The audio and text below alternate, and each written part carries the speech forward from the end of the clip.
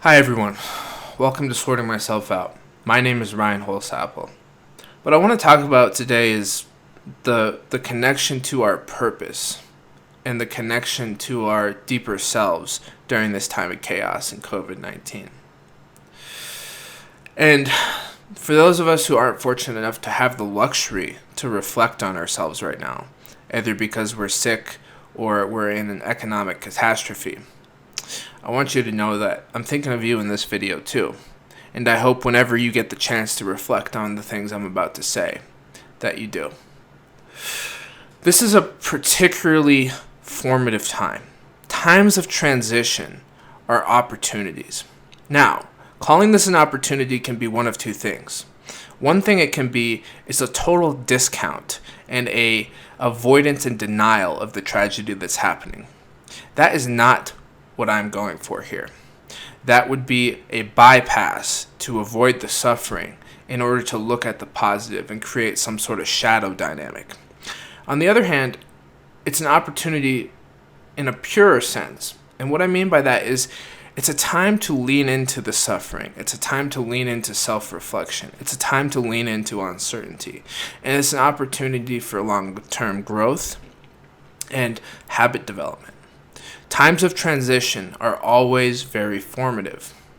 It's the things that happen between one lifestyle to another. Those are the time periods where we develop very strong habits. Those adaptive periods are when the brain is hyper flexible and is starting to form the habits that will carry on through the next foundational place that it lives in life. So I think it's particularly important that we pay attention to the ritualistic ways of being that we are adopting during this time. How about that meditation technique that you've been putting off, or that exercise routine you've been wanting to try for a while, or maybe you've been wanting to do daily journaling, or maybe you've just simply wanted to improve on some of the routines, habits, and ways of being that you've already acquired. Well, now would be a good time to do that. Now would be a fantastic time to do that. The soul seems to thrive in these romantic periods of chaos. Now, it's not romanticizing it in the sense that it's something to be sought after or celebrated or looked at as favorable, but it's romantic in the way that the soul thrives when things are particularly unstable, or there's this level of unpredictability. Why is that? Well, it's because there's a sense of waking up to the challenge. Human beings wake up to challenges, and that's when we perform at our best, is when we're under some sort of pressure. Comfortable times are easy. Comfortable times are times when we don't have to reflect, we don't have to introspect, look within at any capacity, because everything is taken care of. So in this way, during this time, for those of us who are experiencing any level of discomfort, no matter what that may be, that is a very formative time for the soul. Now, what do I mean by soul? Well, soul to me is the deeper, more connected aspect of who we are. It's that place inside of us that knows but doesn't always know how it knows. It's just this deep sense of being, connectedness. Sometimes it feels like an orb of light in my core. Sometimes it just feels like the chills that go down my spine when I see a synchronicity, or I hear a meaningful poem, or I listen to a song that I love. These are all soulful moments, moments of meaning, moments of connection. And whatever it is that you feel when you are meaningfully engaged, I would call that a soulful experience. And I think that's an innate part of who we are as human beings. Now, I'm not making any metaphysical claims. I'm just simply talking phenomenologically, meaning the way that we experience life. We have these soulful experiences, and they're very, very worth pursuing and paying attention to.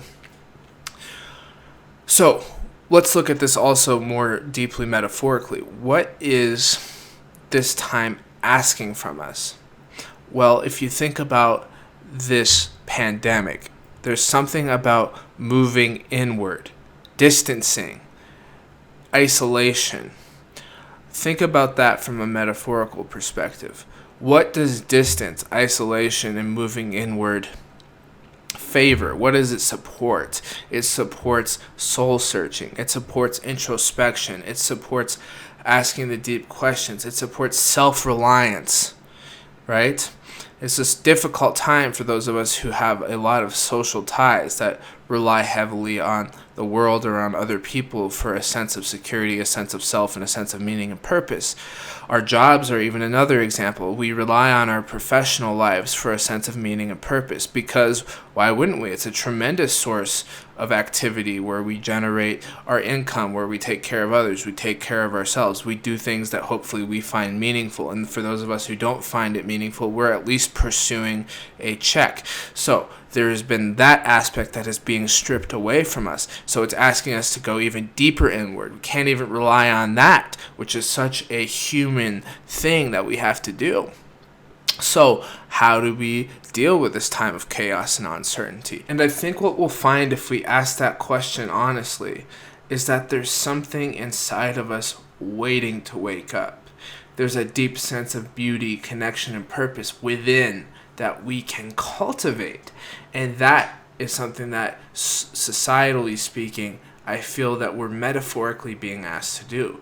It's like the great poet Rumi wrote, "This vine begins to become wine when you say, pressure is necessary for you to burst open under my foot." What is it about the human soul that needs that pressure, that needs that contained space, that isolative experience where it can burst open underneath that and flower into what it's meant to become? If we look at this experience from that perspective, we see that there's a tremendous way in which our souls can awaken. Is that something that we're ready to do? Are you ready to take that challenge? Because what does that mean to take that challenge? It means leaning into it. It means no longer avoiding or turning away from and using distractions in order to make it easier, but to actually take moments during your day to look within, to lean into the discomfort, and to ask yourself these sacred questions. And I think that we will all be pleasantly surprised by what we find if we do that. It's also a fantastic time to be out in nature if you have the ability, depending on where you live, to get out to a trail, to get outside and walk around your neighborhood, to go sit underneath a tree. This is incredibly good for your nervous system. It's incredibly calming, and it's very conducive to soul searching. It's very conducive to meditation. Do take advantage of Mother Nature during this time. She will support us in our reflective capacity. If you look back through history at many of the great thinkers, you will not be shocked to find out how many of them took nature as a main source of connection, retreat, and inspiration. How many great thinkers had some of their most pivotal thoughts out in the forest or on the mountaintop or by the creek? Why is that? Well, there's something in the earth that supports our most instinctual and deepest selves that brings us back to the roots of who we are. And it's not to say that you can't have that same access to wisdom in a city or in a building. It's just to say that there is something about the great outdoors that provides that extra sense of connection and that extra twist of meaning. And so I support you. Really take advantage of this time. Get outside as much as you can. Even if it's cold, bundle up. Go spend 20 or 30 minutes outside. You're going to be okay.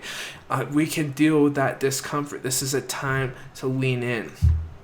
So I hope that any of these thoughts were somewhat helpful to you on your path as you're trying to navigate this here.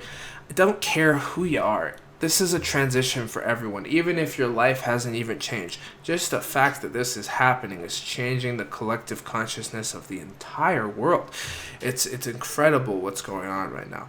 And the last thing that I want to leave you with is the connection between wound and opening. See, in a shamanic sense, a wound is an opening for medicine. And when I say shamanic, I'm not talking about magic, or I'm not talking about something that is woo-woo that you can't understand. I'm talking about the basic psychological constituents of transformation. A wound is an opening. It's an opening for change. It's an opening for healing. It's an opening for new ideas, for a new way of being in the world. Well, right now, the world is wounded, and we're all partaking in that wound. We've all got a little scratch from this happening. And the question to ask is, what is this opening me for? What is this inviting me to become? Because I don't believe anything happens for no reason. And if it does, I don't believe we should ever act like it does. I believe we should try to find reason and meaning in every element of our lives possible, without over-scrutinizing minute details, of course. But in a general sense, this is an important time. And if we look at it metaphorically, psychologically, and symbolically, and ask ourselves, what am I being invited to become? What is the spirit of the time asking of me?